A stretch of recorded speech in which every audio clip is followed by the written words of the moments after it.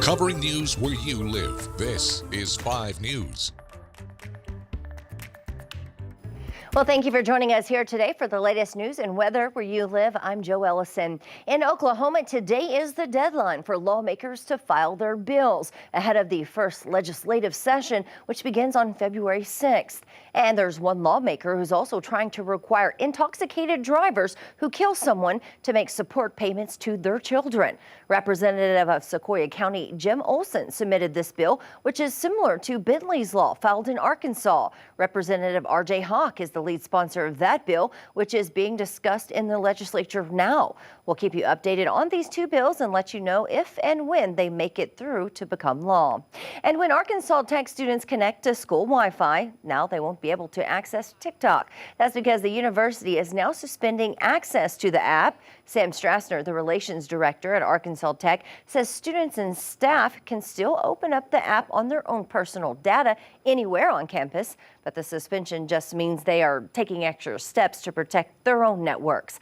The change at Arkansas Tech comes after a warning from FBI Director Christopher Wray in December over cybersecurity concerns because of TikTok's connection to the Chinese government. All right, before we get to other news of the day, let's get a check of that weather with meteorologist Zach Scott. Hey, Zach. Hey, Joe. The colder weather's returned to 5 country, and it actually looks like it's going to be sticking around. The overall temperature trend here for the remainder of the month to close it out looks like we're going to be on the chillier side of things. No more 60s and 70s mixing in. At least doesn't look like right now. We have some colder weather that's moved in behind the system that brought the showers and thunderstorms through the morning hours yesterday. We're waking up with some scattered clouds to kick off your Thursday for far northwestern portions of northwest Arkansas. We may even see more clouds try to trickle in across parts of northwest Arkansas, Washington, Madison, Carroll, Benton counties as we go through the morning, early afternoon. A lot more clouds to the north. We're going to be right on the southern edge of that. That does set you up for more sunshine off towards the south. Now, we're taking a look here by late evening. I think we'll see more scattered clouds streaming in. But yeah, we're going to see a little bit of a difference across the area. A little bit more clouds filtering out some sun to the north, more sunshine to the south. River Valley, Ouachitá's region, you guys will be warmer today. We're all cooler because on the backside of that departing system, we have northwest winds that are coming in, bringing in that colder air mass. Those winds, they're whipping a little bit for us today, 10 to 20 miles per hour, gusts to 30 miles per hour.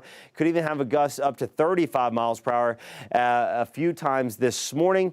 And then as we get into the afternoon, gusts start to come down, winds eventually come down late afternoon and evening. So get ready for a chilly January day with windy conditions. Again, we're looking for 40s to the north, scattered clouds lingering for northwest Arkansas, more sunshine to the south, upper 40s and low 50s, scatter clouds overnight.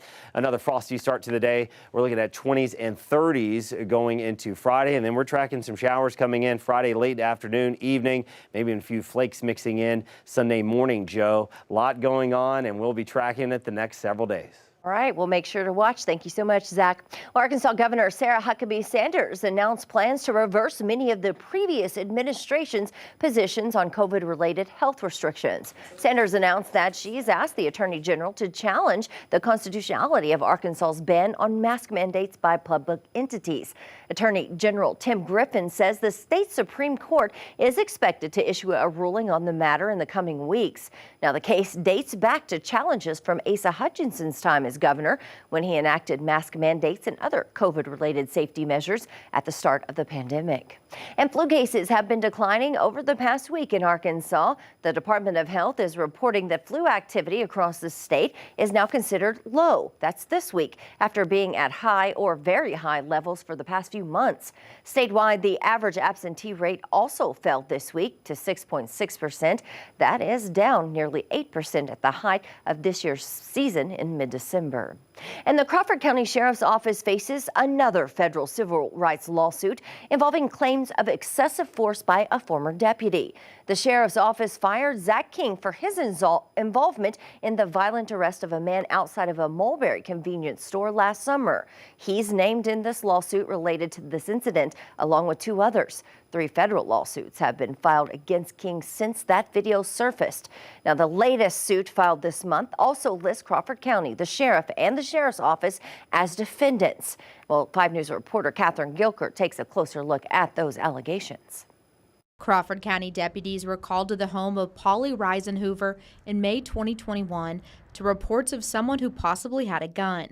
According to a lawsuit filed in federal court, deputies asked everyone to come out of the home, and they eventually did.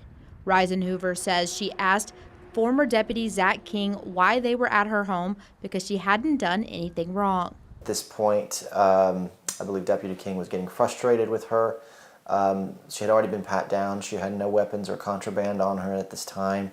And in that frustration, he ended up tackling her to the ground and putting her in handcuffs, even though no charges were ever pressed. Adam Rose is representing Reisenhoover.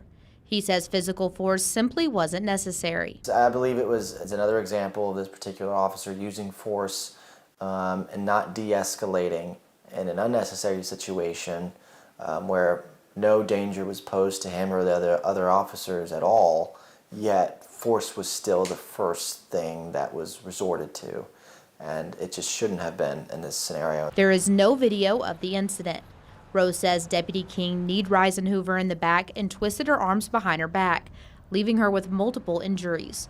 Deputy King alleges Reisenhoover attempted to slap him. And there was no marks on Officer King to substantiate that. And again, even if she had, again, tackling her to the ground, when she was a 65-year-old woman who wasn't armed, it just was not the appropriate response. Rose represents another woman who claims King used excessive force during an altercation in June 2022.